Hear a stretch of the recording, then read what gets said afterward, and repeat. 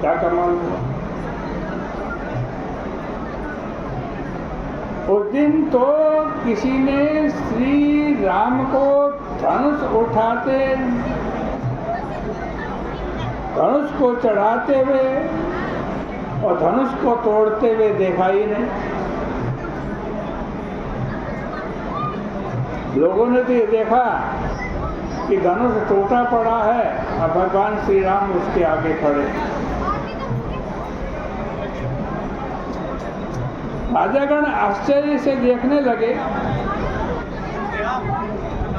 कि कुछ पसीना वसीना तो आया नहीं, फूल तोड़ते हुए पसीना आ गया, वैसे धनुष तोड़ते हुए कोई पसीना नहीं आया। पता भी नहीं चला कब मैं धनुष तोड़ दिया। इसलिए वे लोग कहने लगे यह तो कोई षड्यंत्र लग रहा है। अरे इतना बड़ा धनुष यदि सचमुच इन्होंने ही तोड़ा होता तो कम से कम पसीना तो आया होता। किंतु भगवान श्री राघवेंद्र के कार्य करने की यह सर्वथा अनोखी पद्धति है। इस कार्य के पीछे उनका अभिप्राय क्या है, आइए इस पे थोड़ा विचार करें। सुमन माने सुंदर मन, सुमन सुंदर मन का प्रतीक है। और धनुष, धनुष का मतलब अहंकार, धनुष अहंकार का प्रतीक।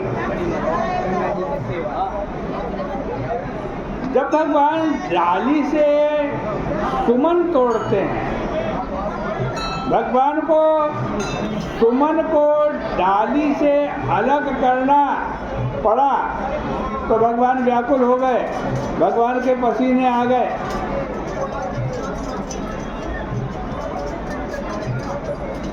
और जब अहंकार को तोड़ना पड़ा, धनुष को तोड़ना पड़ा, तो रंच मात्र भी श्रम की अनुभूति, थकावट की अनुभूति उनको नहीं हुई, न पसीने आए। क्यों? क्योंकि ईश्वर के आगे अहंकार टिक नहीं सकता। इसका तात्पर्य है।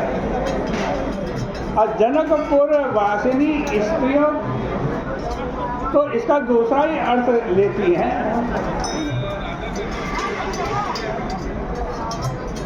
क्या कहती हैं? उन्होंने भगवान श्री राम से कह दिया कि राघवेंद्र तुम ये अभिमान मत करना, ये गर्व मत करना कि धनुष तुमने तोड़ा।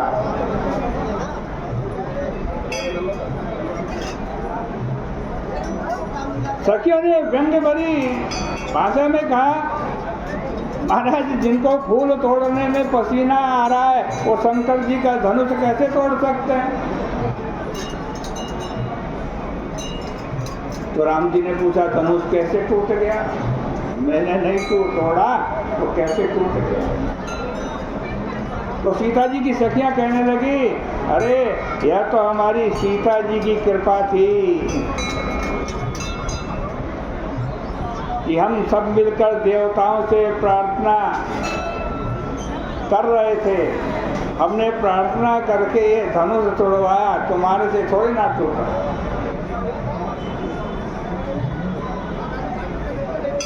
तो भगवान ने मुस्कुरा के कहा, तुम बिल्कुल ठीक कह रही हो। भगवान कहते हैं वस्तुतः जो कुछ भी मेरे द्वारा होता है या होता हुआ दिखाई देता है वो भक्ति की इच्छा और संकल्प से ही होता है। सीता जी साक्षात भक्ति हैं, उन्हीं के संकल्प से होता है। वस्तुतः भक्ति के बल से ही मैं सारे संसार के कार्य संपन्न करता हूँ और जनकनंदनी सीता जी साक्षात भक्ति हैं। और आज जनकनंदनी श्री सीता जी ने भी वन मार्ग में याद दिलाते हुए कहा कि प्रभु आप अत्यंत सुकुमार हैं, अत्यंत कोमल हैं, इसलिए जल्दी से वन में कुटिया बनाने का प्रबंध कीजिए।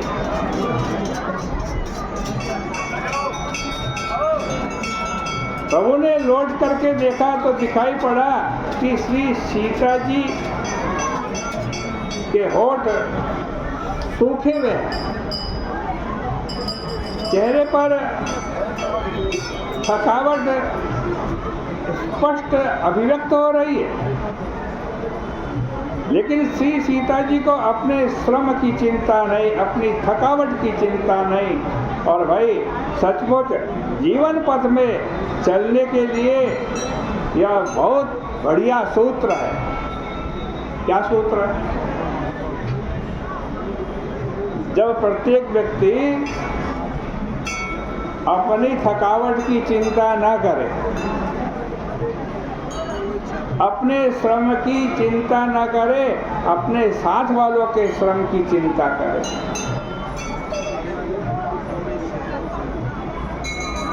तब तो कल्याण ही कल्याण। और यदि व्यक्ति केवल अपने अपने श्रम की, अपने अपने परिश्रम की, अपनी थकावट की, अपने सुख की, अपने आनंद की ही केवल चिंता करे, न दूसरे की थकावट की चिंता करे, न दूसरे के श्रम की चिंता करे, तब तो समस्या होंगी ही। हम लोग अपने दुख और अपने श्रम की चिंता करते हैं, पर चिंता करनी चाहिए अपने साथ वाले के श्रम की। अगर हम सामने वाले के दुख से दुखी हों, सामने वाले के श्रम से चिंतित हों, तो अपना मार्गजन्य श्रम क्रम हो जाएगा, विस्मृत हो जाएगा। श्री सीता जी को चिंता है कि श्री राम के श्रम की